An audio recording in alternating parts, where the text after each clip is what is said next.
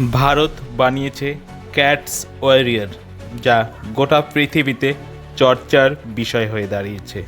এটি একটি যুদ্ধ বিমানের মতো, কিন্তু কোনো পাইলট ছাড়া উড়তে পারে। যুদ্ধ বিমানের মতো শত্রুর এলাকায় গিয়ে মিসাইল ছুটতে পারে ও বোম নিক্ষেপ করতে পারে। কন্ট্রোল রুমে বসে এই পাইলট ছাড়া যুদ্ধ বিমানকে নিয়ন্ত্রণ করা যায়।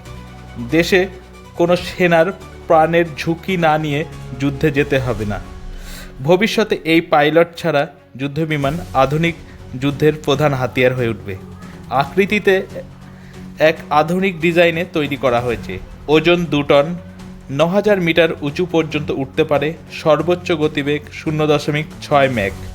মিসাইল বাইরে 2টি লাগানো যাবে, ভেতরে 2টি মিসাইল ও বম রাখা যাবে। 300 কিলোমিটারের মধ্যে শত্রুকে আঘাত করতে পারে। অটোনোমাস টেকনিক যুক্ত থাকায় সহজে উঠতে পারে ও নামতেও পারে।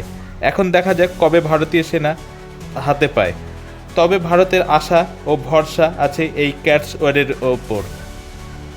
আপনাদের কি মনে হয়, এই ক্যাটস ওয়ারিয়রের ভয়ে শত্রুরা কেঁপে উঠবে?